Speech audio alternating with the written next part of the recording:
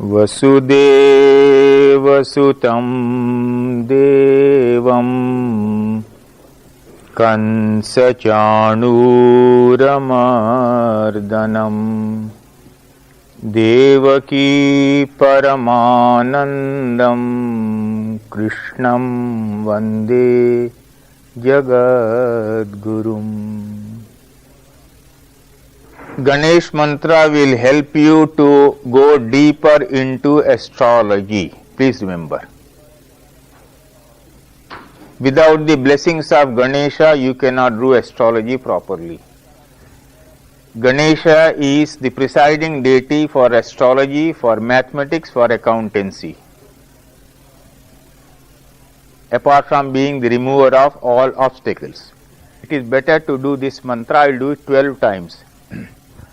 वक्रतुंड महाकाय सूर्यकोटि समप्रभ निर्विघ्नं कुरु मे देव सर्वकार्येषु सर्वदा.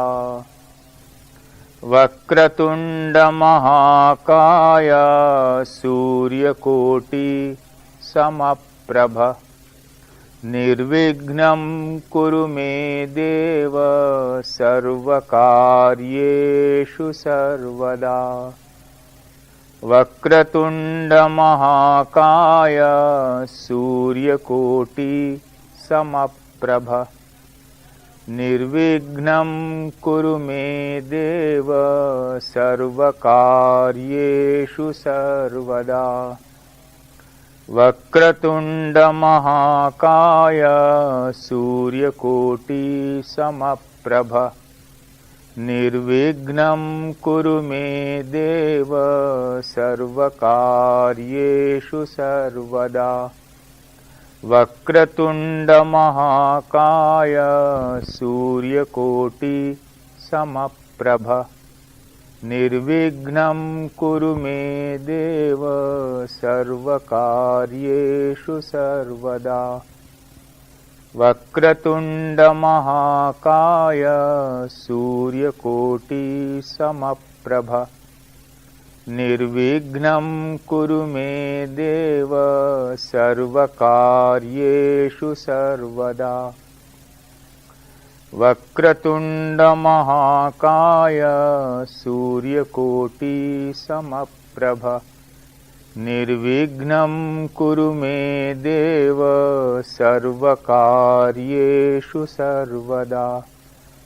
वक्रतुंड महाकाय सूर्यकोटि समप्रभ निर्विघ्नं कुरु मे देव सर्वकार्येषु सर्वदा. वक्रतुंड महाकाय सूर्यकोटि समप्रभ निर्विघ्नं कुरु मे देव सर्वकार्येषु सर्वदा. वक्रतुंड महाकाय सूर्यकोटि समप्रभ निर्विघ्नं कुरु मे देव सर्वकार्येषु सर्वदा. वक्रतुंड महाकाय सूर्यकोटि समप्रभ निर्विघ्नं कुरु मे देव सर्वकार्येषु सर्वदा. वक्रतुंड महाकाय सूर्यकोटि समप्रभ निर्विघ्नं कुरु मे देव सर्वकार्येषु सर्वदा. I am going to recite 27 times a mantra which is very good for health, for eyesight, for heart problems,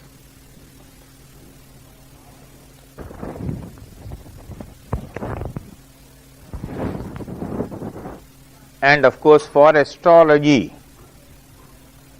This is I worship Lord Sun. That's all it means. You are worshipping the sun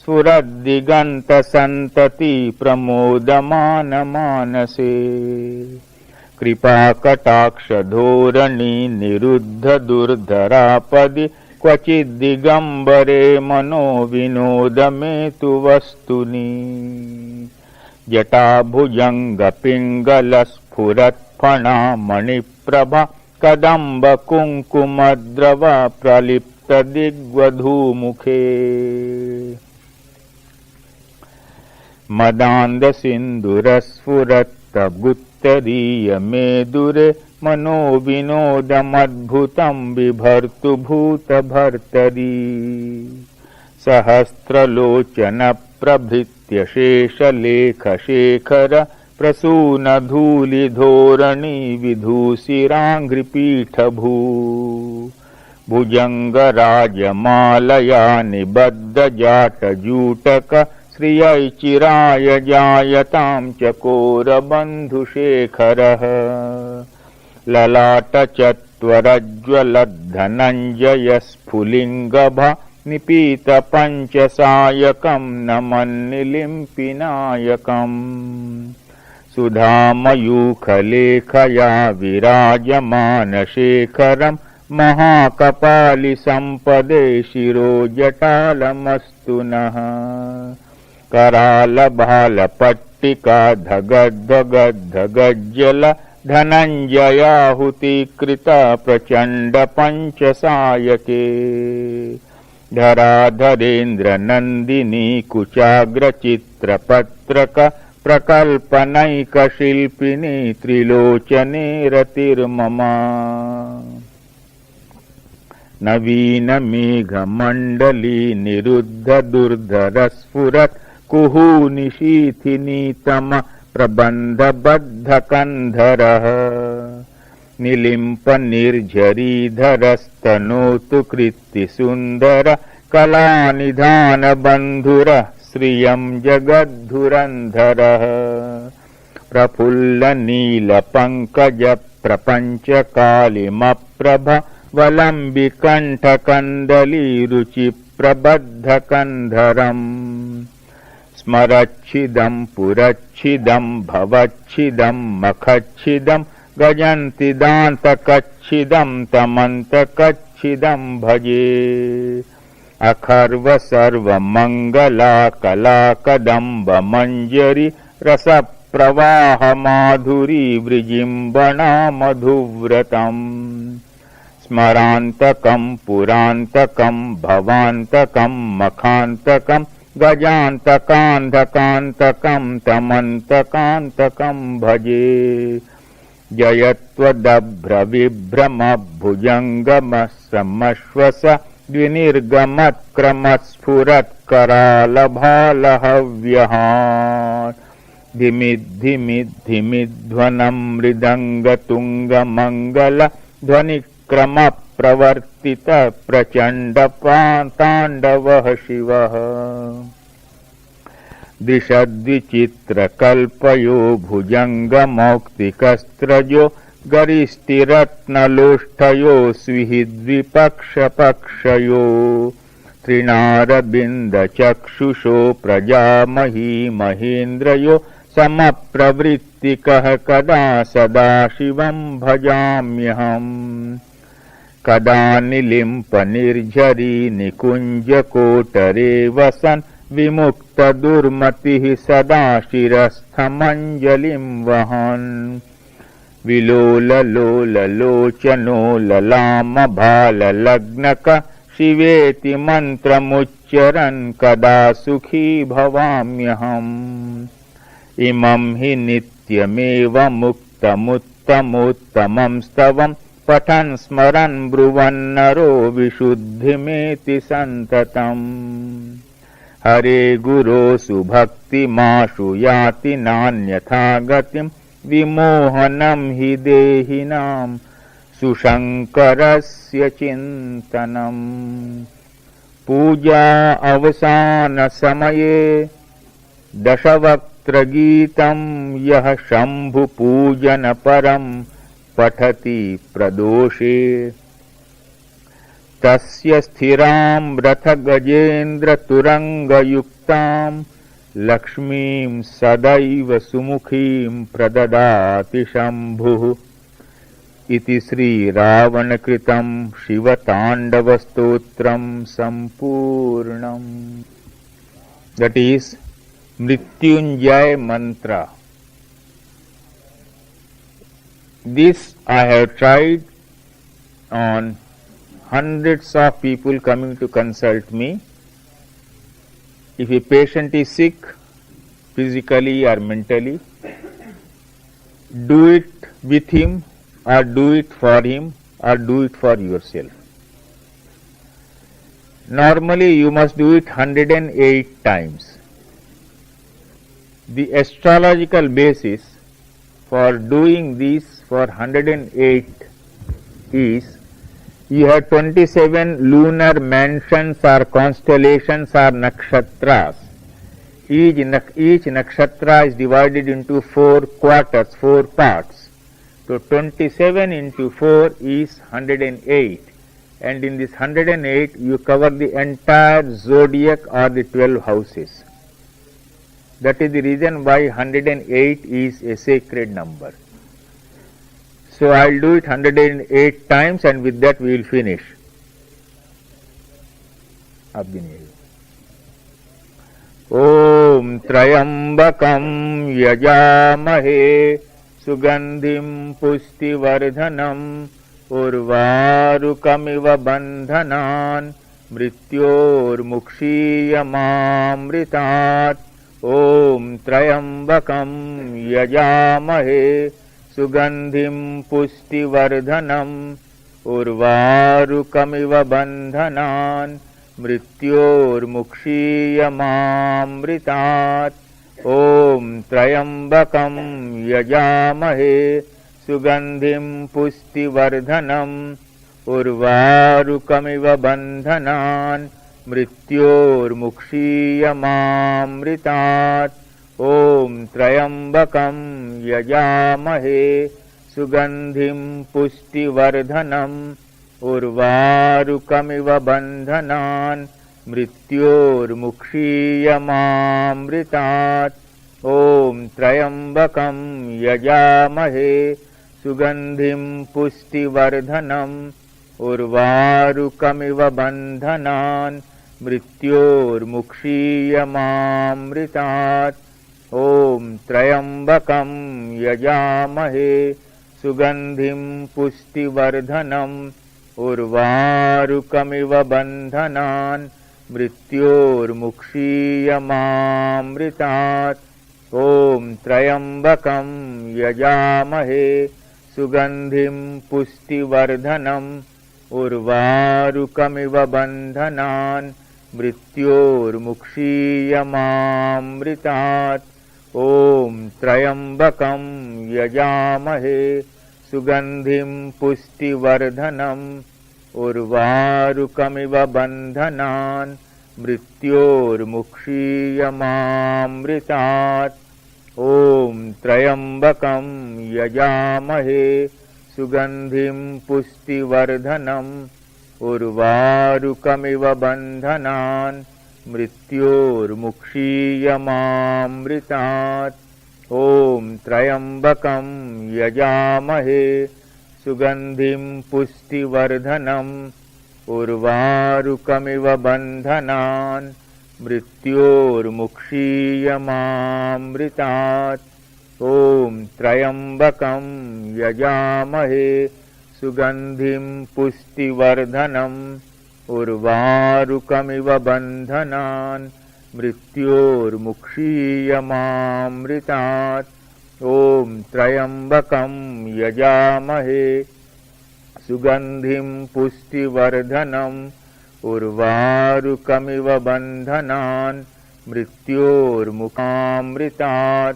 Om Trayambakam Yajamahe Sugandhim Pustivardhanam Urvarukamiva Bandhanan Mrityormukshiyamamritat. Om Trayambakam Yajamahe Sugandhim Pustivardhanam उर्वारुकमिव बन्धनान् मृत्योर्मुक्षीयमामृतात्। ॐ त्र्यम्बकं यजामहे सुगन्धिं पुष्टिवर्धनम् उर्वारुकमिव बन्धनान् मृत्योर्मुक्षीयमामृतात्। ॐ त्र्यम्बकं यजामहे सुगन्धिं पुष्टिवर्धनम् उर्वारुकमिव बन्धनान् मृत्योर्मुक्षीयमामृतात्। ॐ त्र्यम्बकं यजामहे सुगन्धिं पुष्टिवर्धनम् उर्वारुकमिव बन्धनान् मृत्योर्मुक्षीयमामृतात्। ॐ त्र्यम्बकं यजामहे सुगन्धिं पुष्टिवर्धनम् उर्वारुकमिव बन्धनान् मृत्योर्मुक्षीयमामृतात्। ॐ त्र्यम्बकं यजामहे सुगन्धिं पुष्टिवर्धनम् उर्वारुकमिव बन्धनान् मृत्योर्मुक्षीयमामृतात्। ॐ त्र्यम्बकं यजामहे सुगन्धिं पुष्टिवर्धनम् उर्वारुकमिव बन्धनान् मृत्योर्मुक्षीयमामृतात्। ॐ त्र्यम्बकं यजामहे सुगन्धिं पुष्टिवर्धनम् उर्वारुकमिव बन्धनान् मृत्योर्मुक्षीयमामृतात्। ॐ त्र्यम्बकं यजामहे सुगन्धिं पुष्टिवर्धनम् उर्वारुकमिव बन्धनान् मृत्योर्मुक्षीयमामृतात्। ॐ त्र्यम्बकं यजामहे सुगन्धिं पुष्टिवर्धनम् उर्वारुकमिव बन्धनान् मृत्योर्मुक्षीयमामृतात्। ॐ त्र्यम्बकं यजामहे सुगन्धिं पुष्टिवर्धनम् उर्वारुकमिव बन्धनान् मृत्योर्मुक्षीयमामृतात्। ॐ त्र्यम्बकं यजामहे सुगन्धिं पुष्टिवर्धनम् उर्वारुकमिव बन्धनान् मृत्योर्मुक्षीयमामृतात्। ॐ त्र्यम्बकं यजामहे सुगन्धिं पुष्टिवर्धनम् उर्वारुकमिव बन्धनान् मृत्योर्मुक्षीयमामृतात्। ॐ त्र्यम्बकं यजामहे सुगन्धिं पुष्टिवर्धनम् उर्वारुकमिव बन्धनान् मृत्योर्मुक्षीयमामृतात्। ॐ त्र्यम्बकं यजामहे सुगन्धिं पुष्टिवर्धनम् उर्वारुकमिव बन्धनान् मृत्योर्मुक्षीयमामृतात्। ॐ त्र्यम्बकं यजामहे सुगन्धिं पुष्टिवर्धनम् उर्वारुकमिव बन्धनान् मृत्योर्मुक्षीयमामृतात्। ॐ त्र्यम्बकं यजामहे सुगन्धिं पुष्टिवर्धनम् उर्वारुकमिव बन्धनान् मृत्योर्मुक्षीयमामृतात्। ॐ त्र्यम्बकं यजामहे सुगन्धिं पुष्टिवर्धनम् उर्वारुकमिव बन्धनान् मृत्योर्मुक्षीयमामृतात्। ॐ त्र्यम्बकं यजामहे सुगन्धिं पुष्टिवर्धनम् उर्वारुकमिव बन्धनान् मृत्योर्मुक्षीयमामृतात्। ॐ त्र्यम्बकं यजामहे सुगन्धिं पुष्टिवर्धनम् उर्वारुकमिव बन्धनान् मृत्योर्मुक्षीयमामृतात्। ॐ त्र्यम्बकं यजामहे सुगन्धिं पुष्टिवर्धनम् उर्वारुकमिव बन्धनान् मृत्योर्मुक्षीयमामृतात्। ॐ त्र्यम्बकं यजामहे सुगन्धिं पुष्टिवर्धनम् उर्वारुकमिव बन्धनान् मृत्योर्मुक्षीयमामृतात्। ॐ त्र्यम्बकं यजामहे सुगन्धिं पुष्टिवर्धनम् उर्वारुकमिव बन्धनान् मृत्योर्मुक्षीयमामृतात्। ॐ त्र्यम्बकं यजामहे सुगन्धिं पुष्टिवर्धनम् उर्वारुकमिव बन्धनान् मृत्योर्मुक्षीयमामृतात्। ॐ त्र्यम्बकं यजामहे सुगन्धिं पुष्टिवर्धनम् उर्वारुकमिव बन्धनान् मृत्योर्मुक्षीयमामृतात्। ॐ त्र्यम्बकं यजामहे सुगन्धिं पुष्टिवर्धनम् उर्वारुकमिव बन्धनान् मृत्योर्मुक्षीयमामृतात्। ॐ त्र्यम्बकं यजामहे सुगन्धिं पुष्टिवर्धनम् उर्वारुकमिव बन्धनान् मृत्योर्मुक्षीयमामृतात्। ॐ त्र्यम्बकं यजामहे सुगन्धिं पुष्टिवर्धनम् उर्वारुकमिव बन्धनान् मृत्योर्मुक्षीयमामृतात्। ॐ त्र्यम्बकं यजामहे सुगन्धिं पुष्टिवर्धनम् उर्वारुकमिव बन्धनान् मृत्योर्मुक्षीयमामृतात्। ॐ त्र्यम्बकं यजामहे सुगन्धिं पुष्टिवर्धनम् उर्वारुकमिव बन्धनान् मृत्योर्मुक्षीयमामृतात्। ॐ त्र्यम्बकं यजामहे सुगन्धिं पुष्टिवर्धनम् उर्वारुकमिव बन्धनान् मृत्योर्मुक्षीयमामृतात्। ॐ त्र्यम्बकं यजामहे सुगन्धिं पुष्टिवर्धनम् उर्वारुकमिव बन्धनान् मृत्योर्मुक्षीयमामृतात्। ॐ त्र्यम्बकं यजामहे सुगन्धिं पुष्टिवर्धनम् उर्वारुकमिव बन्धनान् मृत्योर्मुक्षीयमामृतात्। ॐ त्र्यम्बकं यजामहे सुगन्धिं पुष्टिवर्धनम् उर्वारुकमिव बन्धनान् मृत्योर्मुक्षीयमामृतात्। ॐ त्र्यम्बकं यजामहे सुगन्धिं पुष्टिवर्धनम् उर्वारुकमिव बन्धनान् मृत्योर्मुक्षीयमामृतात्। ॐ त्र्यम्बकं यजामहे सुगन्धिं पुष्टिवर्धनम् उर्वारुकमिव बन्धनान् मृत्योर्मुक्षीयमामृतात्। ॐ त्र्यम्बकं यजामहे सुगन्धिं पुष्टिवर्धनम् उर्वारुकमिव बन्धनान् मृत्योर्मुक्षीयमामृतात्। ॐ त्र्यम्बकं यजामहे सुगन्धिं पुष्टिवर्धनम् उर्वारुकमिव बन्धनान् मृत्योर्मुक्षीयमामृतात्। ॐ त्र्यम्बकं यजामहे सुगन्धिं पुष्टिवर्धनम् उर्वारुकमिव बन्धनान् मुक्षीयमामृतात्। ॐ त्र्यम्बकं यजामहे सुगन्धिं पुष्टिवर्धनम् उर्वारुकमिव बन्धनान् मृत्योर्मुक्षीयमामृतात्। ॐ त्र्यम्बकं यजामहे सुगन्धिं पुष्टिवर्धनम् उर्वारुकमिव बन्धनान् मृत्योर्मुक्षीयमामृतात्। ॐ त्र्यम्बकं यजामहे सुगन्धिं पुष्टिवर्धनम् उर्वारुकमिव बन्धनान् मृत्योर्मुक्षीयमामृतात्। ॐ त्र्यम्बकं यजामहे सुगन्धिं पुष्टिवर्धनम् उर्वारुकमिव बन्धनान् मृत्योर्मुक्षीयमामृतात्।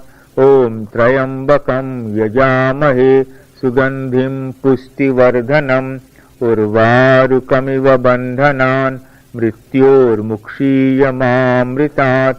ॐ त्र्यम्बकं यजामहे सुगन्धिं पुष्टिवर्धनम् उर्वारुकमिव बन्धनान् मृत्योर्मुक्षीयमामृतात्।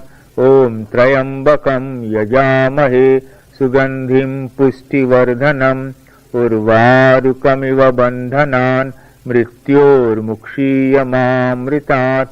ॐ त्र्यम्बकं यजामहे सुगन्धिं पुष्टिवर्धनम् उर्वारुकमिव बन्धनान् मृत्योर्मुक्षीयमामृतात्।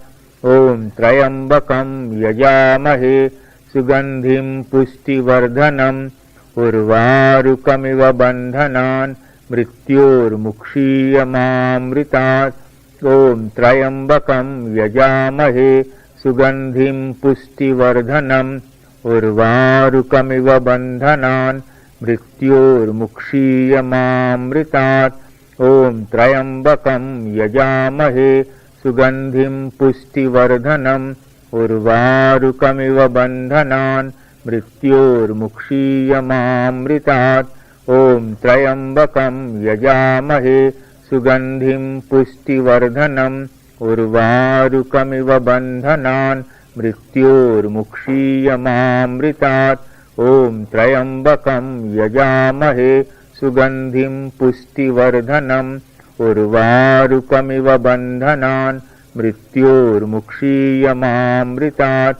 ॐ त्र्यम्बकं यजामहे सुगन्धिं पुष्टिवर्धनम् उर्वारुकमिव बन्धनान् मृत्योर्मुक्षीयमामृतात्। ॐ त्र्यम्बकं यजामहे सुगन्धिं पुष्टिवर्धनम् उर्वारुकमिव बन्धनान् मृत्योर्मुक्षीयमामृतात्। ॐ त्र्यम्बकं यजामहे सुगन्धिं पुष्टिवर्धनम् उर्वारुकमिव बन्धनान् मृत्योर्मुक्षीयमामृतात्। ॐ त्र्यम्बकं यजामहे सुगन्धिं पुष्टिवर्धनम् उर्वारुकमिव बन्धनान् मृत्योर्मुक्षीयमामृतात्। ॐ त्र्यम्बकं यजामहे सुगन्धिं पुष्टिवर्धनम् उर्वारुकमिव बन्धनान् मृत्योर्मुक्षीयमामृतात्। ॐ त्र्यम्बकं यजामहे सुगन्धिं पुष्टिवर्धनम् उर्वारुकमिव बन्धनान् मृत्योर्मुक्षीयमामृतात्। ॐ त्र्यम्बकं यजामहे सुगन्धिं पुष्टिवर्धनम् उर्वारुकमिव बन्धनान् मृत्योर्मुक्षीयमामृतात्। ॐ त्र्यम्बकं यजामहे सुगन्धिं पुष्टिवर्धनम् उर्वारुकमिव बन्धनान् मृत्योर्मुक्षीयमामृतात्। ॐ त्र्यम्बकं यजामहे सुगन्धिं पुष्टिवर्धनम् उर्वारुकमिव बन्धनान् मृत्योर्मुक्षीयमामृतात्।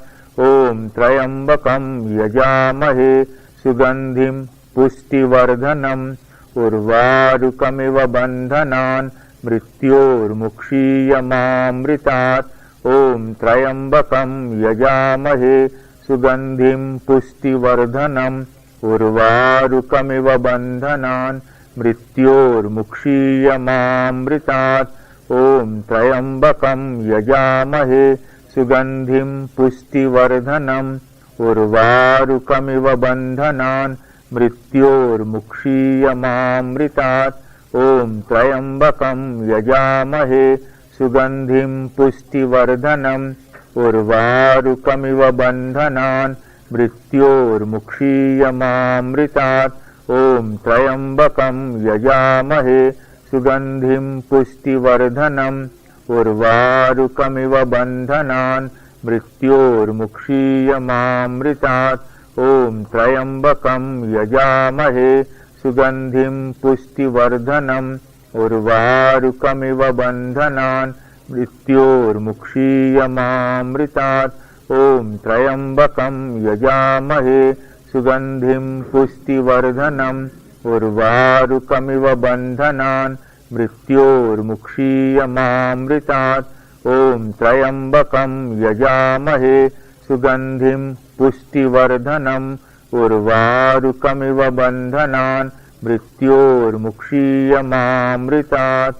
ॐ त्र्यम्बकं यजामहे सुगन्धिं पुष्टिवर्धनम् उर्वारुकमिव बन्धनान् मृत्योर्मुक्षीयमामृतात्। करचरणकृतं वा कायजं करमजं वा श्रवणनयनजं वा मानसं वापराधं विहितं विहितं वा सर्वमेतत् क्षमस्व जय जय करुणाब्धे श्रीमहादेव शम्भो। ॐ कृष्णाय वासुदेवाय हरये परमात्मने प्रणत क्लेशनाशाय गोविन्दाय नमो नमः।